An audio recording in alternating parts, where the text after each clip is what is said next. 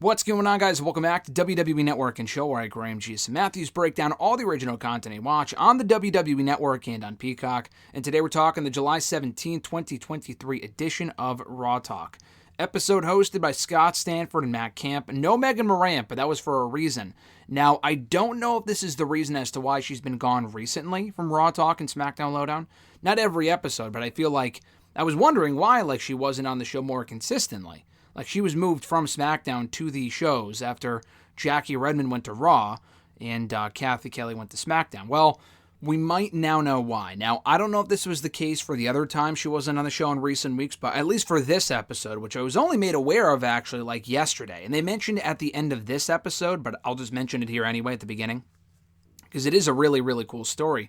She donated a kidney, and they show shots of it here on the show at the end. They talk briefly about her experience and how I think she was looking to donate one of her kidneys to someone, and then it wasn't a match, and she found someone who was a match, and a really cool, heartwarming story. So I think I had heard about that previously before Raw Talk here. I think I saw that on Twitter or whatever yesterday. I don't remember, but pretty noble stuff and really, really cool. So best of luck to her in recovering from the surgery. I think it was a successful surgery yesterday, if not on Sunday. I think it was yesterday. But pretty cool stuff. So best of luck to her, and that's a really noble, commendable action. So I thought that was really, really cool and wanted to share. But anyway, as far as this episode of Raw Talk goes, they open up the episode replaying the opening segment from Raw. Brock Lesnar attacking Cody Rhodes, officially accepting the SummerSlam challenge. They hype up Cody Rhodes and Brock Lesnar for SummerSlam. No stipulation yet, but hopefully that is added before the pay-per-view. It's their third match. They really shouldn't have had a second match, let alone a third match.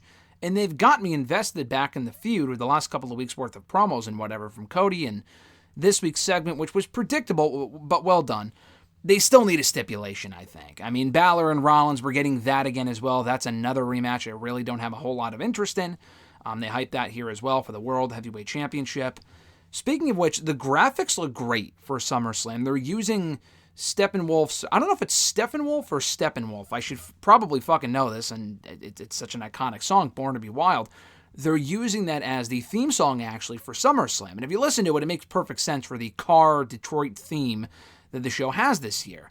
But that is pretty fucking cool, and it's a great song. It's a classic tune. They're using it for the theme song. They played it here on the show when they were running down the SummerSlam matches. And the graphics, the logo looks cool. The graphics for the show matches look awesome. So I just want to shout that out. They run down the biggest headlines from Raw, including Becky Lynch being on Miz TV, and they replay that whole segment with her going after Trish and Zoe and agreeing to face Zoe next week. If she can beat Zoe, she'll face Trish at SummerSlam. If she loses, she has to get a tattoo on her chest saying, "Thank you, Trish," I believe. So she's obviously beating Zoe Stark next week, but they replay that here. We hear from Becky Lynch backstage here on the show with Byron Saxton. And Becky Lynch says that she knows that she can beat Zoe and Trish. But she also knows that she's outnumbered, and she has been since SummerSlam of last year, kind of dating back to the Damage Control debut and them beating Becky up and Bianca and whatever. Came back, still was dealing with Damage Control until she eliminated that threat, and then Trish turned on her. So she's been outnumbered this entire time, really. And she mentions that she really can't trust anyone, so she's desperate, and she's willing to do anything to get her hands on Trish again, which is why she agreed to the stipulation that if she loses, she has to get the tattoo, her first and only tattoo, she says, and she deserves the shame if she loses next week, which she won't. But she mentions that she can't trust anyone because she tried to trust Trish, that's a tongue twister, and it didn't work out. So that pretty much spells the end of any possibility that Lita might be coming back to team with Becky. Not that I really want a Lita in-ring return. I mean, it would make sense, though, because Trish attacked Lita on Raw a few months ago, and it was a pretty weak fucking backstage attack. We didn't even see the attack. And we haven't seen Lita on Raw since. I was going to say WWE TV, but she's been on the, what is the Most Wanted Treasure show over on A&E. She was on that for a number of months, which was taped, obviously, before any of this, but still. You would think Lita would come back and want to get revenge alongside Becky, but I guess that would kind of take away from the story of Becky not needing to trust anyone because she was burned by Trish. What's stopping Lita from turning on her? Blah, blah, blah. So, I get it, but I thought this was a good focused promo here from Becky, and she faces Zoe next week on Raw. And if she wins, she gets her hands on Trish at SummerSlam, I believe. They replay Raquel Rodriguez and Liv Morgan losing the WWE Women's Tag Team titles to Chelsea Green and Sonya Deville. They recap the Bronson Reed DQ win over Shinsuke Nakamura. Matt Cam says that he understands the frustration from Nakamura after all the losing lately, and Ciampa costing him the win by interfering and attacking Reed, giving him the DQ victory. Ciampa's interviewed backstage, and he says, listen, I have unfinished business with Bronson Reed. I said that earlier today, earlier in the show, whatever. I would have done the exact same thing as Nakamura if I was in his shoes. If the roles were reversed and someone interfered in my match and attacked my opponent and caused me to lose, I would also be frustrated. That being said, I don't know if he said it was a charity case, but he said something along the lines of, I give out one charity freebie.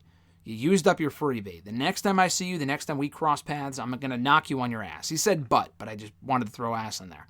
They recap Gunther and Riddle, the rematch from Money in the Bank, this time non-title. Another really good match. Short-lived, only 8 minutes. No longer than that, but still a very good match. In the studio, they hype up the face-off next week between Gunther and Drew, which will set the stage for the Intercontinental Championship match between the two. They replay the Viking Rules match, won by the Viking Raiders, as it should have. A very fun match with Alpha Academy here. And they're interviewed backstage here by Byron. And Byron asks them, is this it? Is your score settled with that other team? Which, in kayfabe, why the fuck would it be? They lost. So the answer is no shit. Obviously, it's not. Gable says that they're still taking home the ultimate prize, which is Maxine Dupree. And Dupree says that the pain that they suffered in that match that was inflicted upon them was worth it for the jacket alone. So she's obsessed with that jacket, that Letterman jacket. Otis reiterates that they're not finished with Viking Raiders and they intend to send them back to Narnia. I don't like that the feud's continuing. It wasn't really all that interesting of a feud anyway, but that was the perfect way to end it. It was a much better match than anyone could have expected. The crowd had fun with it. The Viking Raiders won as they should have. I like Alpha Academy, but really, we got babyface tag team champions right now, which is why I was happy with the result. Viking Raiders should be, they're not going to fucking win, obviously, and I don't know how many people will actually care, but they won here in an important match. They should be next in line for a tag team title opportunity.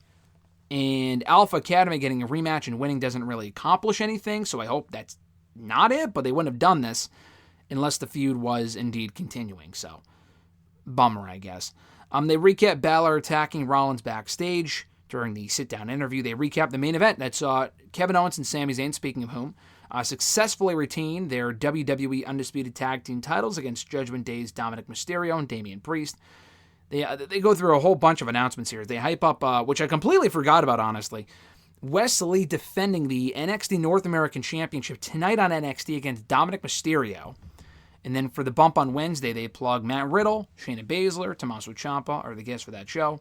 And they also hype SmackDown on FS1. It's not on Fox this week, it's on FS1. The narrator for that commercial, I noticed, was different than usual. It was a woman, and it was a noticeably different voice. I'm curious if the person who does the voiceovers, like legitimately, I'm not joking, this isn't really that big of a deal, but I'm just curious. I wonder if they're on strike as part of the whole SAG-AFTRA thing, blah, blah, blah. I wonder if that person's on strike and they can't use them right now for voiceovers. Not WWE, but like Fox or whatever. I don't know. Maybe it is. If the person works for WWE, then it shouldn't be a problem. But if they don't, and they do all the voice work for these commercials and whatever, and they kind of lend it out to other people, that person might be on strike, which is why it was a different person here. I guess we'll find out next week, because the same person's been doing the voiceover commercials forever now, and all of a sudden we have a randomly different voice. But like I said earlier, they ended the episode shouting out Megan Morant, showing the pictures of her surgery, saying it was successful, giving her praise, really, really cool stuff. So congrats to her. That's awesome. Best of luck on a speedy recovery, and she should be back here on the show soon enough, along with SmackDown Lowdown. Thank you guys for checking out my review. I appreciate it. Be sure to like the video, drop a comment, share the video, and subscribe to the channel for more daily content. Have an awesome one, guys. I'm Graham G.S. Matthews, and I'll catch your ass down the road.